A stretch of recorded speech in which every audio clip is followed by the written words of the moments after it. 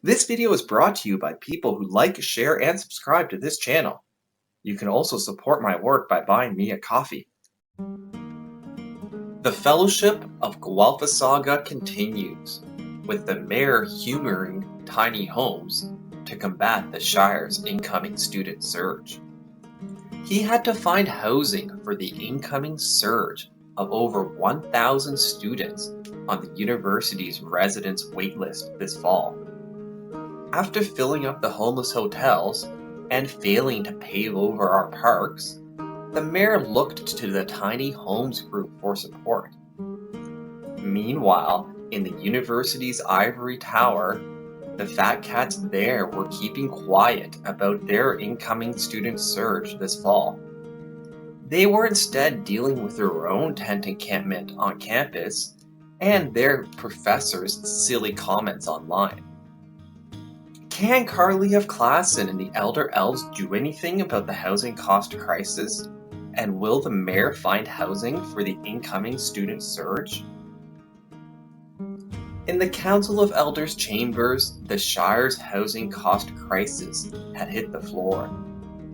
Since last year, there's been a 30% increase in homelessness, according to a recent report from the Shire's Director of Housing. The mayor didn't want the growing tent encampments ruining the view from his office window, so he and the elders were meeting to discuss more possible remedies to fix the growing housing crisis. They were joined by a community group who were also working on their own remedy to the problem.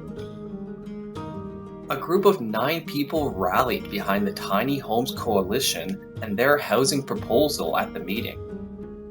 We have individuals living in encampments all over our city, and our community members are suffering, one of them explained. We know this isn't a perfect solution. There is no perfect solution, but it does represent progress, another supporter said about the proposed tiny homes project. The proposed project would establish a community of 25 to 50 tiny homes in the Shire. It's estimated to cost between $1.6 and $2.4 million to build, with $647,000 in yearly operating costs. The Council of Elders agreed, in principle, to support the project, but they didn't have the funds to do it. Instead, they voted to approve calling upon the Lord of the Liberals to fund the $1 million project. He had budgeted $118 million across the country to address the housing cost crisis caused by his open border policies. The mayor wanted to use that money to fund the tiny homes project and get the county and community coalition to do all the work. He couldn't wait to steal the credit at the ribbon cutting ceremony since he had supported the project in principle. How much are we getting? Tell us now so we can do the planning now, the mayor screamed. The continuous waiting, although we were very pleased it was in the budget, is not helpful. However, simply voting to approve supporting a project wasn't enough. The mayor received pushback for the delays and cost of trying to fix the Shire's housing cost crisis. Mike of Markalongo Farms pointed out that the operating cost could be lowered with community volunteers and assistance programs being directed to encampment operations, like they do in Kitchener. The mayor had already ordered the Sunshine Listers to find potential land use for the project, but their report won't get released until the end of the year. These delays annoyed Christopher of Henry, who wrote an open letter to the mayor about it. Homelessness is not going to leave us soon. We need a place to start, he explained. He criticized the mayor for waiting for a monetary blessing from the Lord of the Liberals and the delayed report from the Sunshine Listers. Supporting ideas in principle are not going to solve anything, he wrote. Later that day, the mayor replied to Chris's letter on Twitter.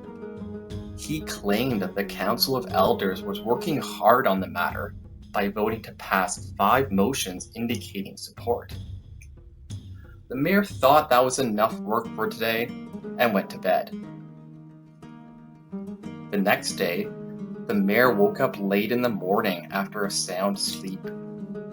He didn't get any interruptions from notifications on his phone, since he had already blocked all comments on Twitter. His plan for the morning was to get a breezy breakfast downtown and meet with a group there to discuss the Shire's housing cost crisis. They wanted to ask him what the university was doing to handle their incoming student surge this fall. "Nothing that I'm aware of," the mayor replied. "I warned them of those exact issues and would include transit on that list." The mayor explained that he receives 5 or 6 calls each week from very upset parents, even though he has no direct influence on what happens at the university.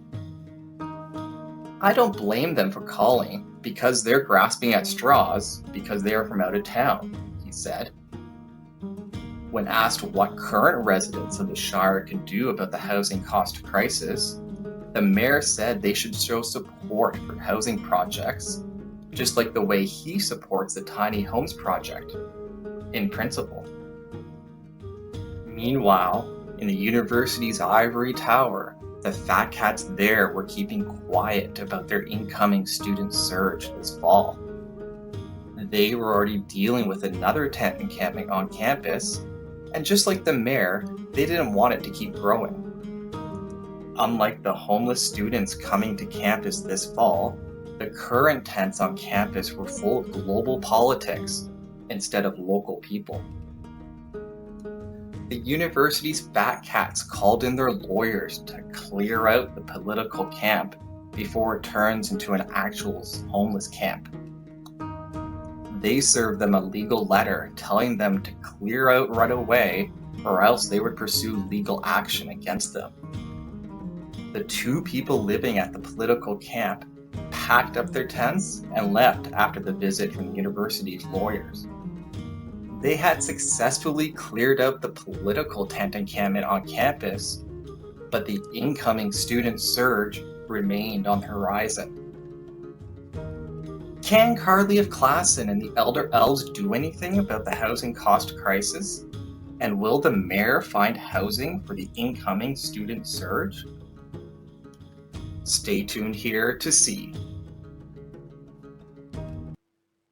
This video is brought to you by brighttutoring.ca. Don't let school get in the way of your education. Book a tutoring session today at brighttutoring.ca.